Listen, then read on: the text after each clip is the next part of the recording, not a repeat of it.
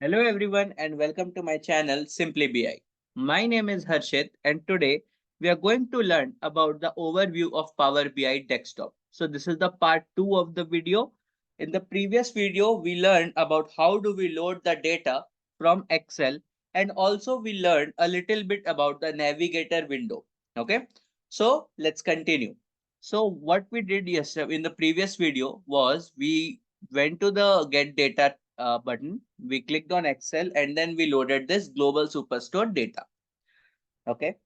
Now, as we discussed, this file has three tables, we can say. So what we are gonna do, we're just gonna click on the orders table, and this we are gonna click on the returns table.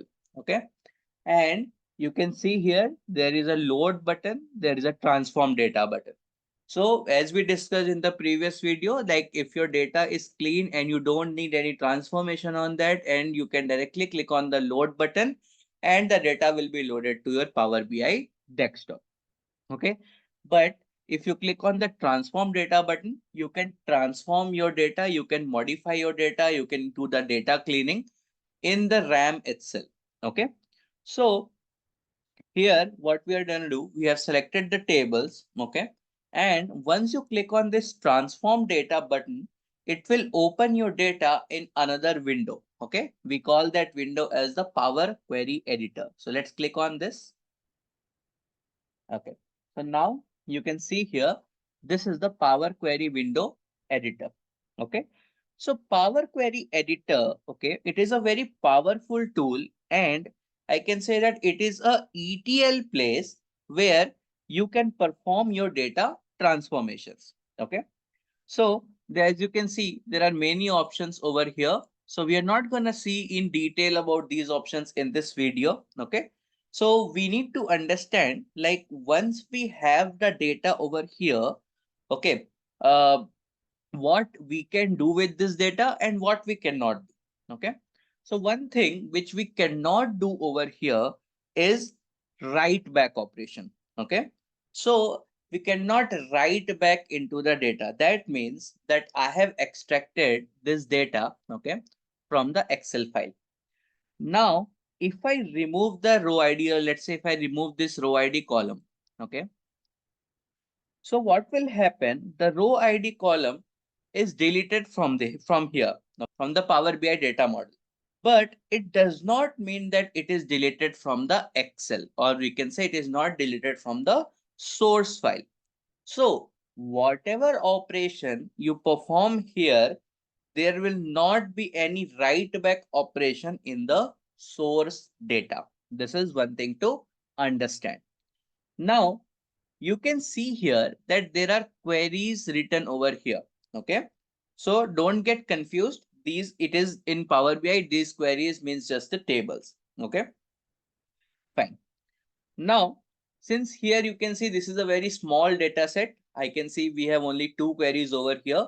So you might, when you are dealing with a high data set or big data sets, you can see 10, 20 or more than that columns or tables over here. Okay. Sorry, I said columns. You can see more tables over here. Now, once, okay. So let's start the data transformation. So what you can see, we need to use the different buttons. Okay. And once you have completed the data transformation, then you have to load this data into the Power BI desktop. Okay. So when you load the data in the Power Query editor, okay, the data is loaded into the memory. And whatever transformation you do, it will be in the memory only. So to load the data into Power BI desktop, we just click here, close and apply. Okay. Now this data will be loaded into your Power BI desktop. Okay. This may take time depending on the speed of your internet and the size of your data set. Okay. Now, so one question which comes is like here, I have selected two tables. Okay. In my Excel sheet, there were three tables. I have selected two tables. What happened to the third table, or what happened to the third subsheet, which I did not select? Okay. So that is not stored now on the RAM. The memory is freed. Okay, because I have loaded the data into the Power BI desktop. Okay, so now I have two tables over here, right? If you click on this, you can see the columns.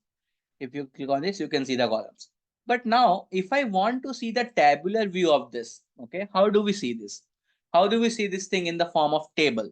So on the left hand side, you can see there are few options over here. Okay, first one is the report view. Second one is the table view, and third one you can see is the model view, and fourth one is the DAX query view. So what we are gonna do, we are just gonna click on the table view. Okay, and here you can see the date that whatever data we have loaded, it is presented in the form of tables.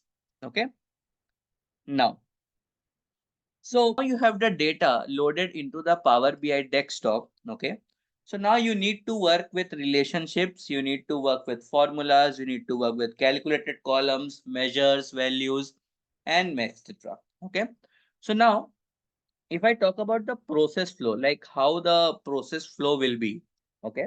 So first thing is like we need to extract the data from data source, okay. Then you need to perform data transformation using the query editor, okay. Then the next thing is after you have performed the data transformation, you need to load the data in Power BI desktop. Okay, fine.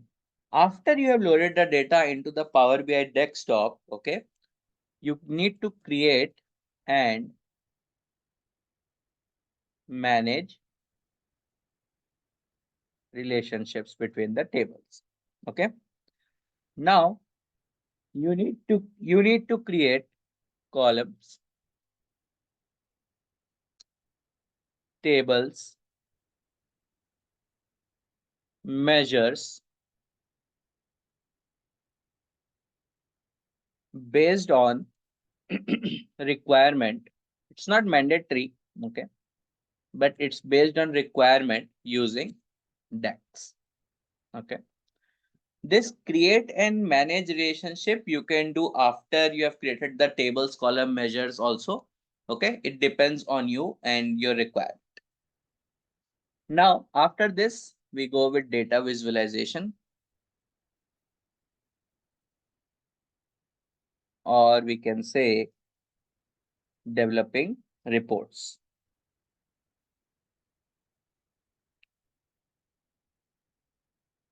Okay. Next thing is we are implementing the data security, implementing RLS, or we can say data security. Okay. Now, the next thing is we need to publish the data in, or we can in the Power BI service, or we can say deploy in the Power BI service. Now, next thing, we can share the data. We can build dashboards, and we can do a schedule data refresh. So this is the high level overview of like how the process works in Power BI. Okay. I hope this overview of Power BI desktop is clear to everyone. If you have any questions, please do post in the comment box. I'll try to answer them. And follow for more, subscribe for more.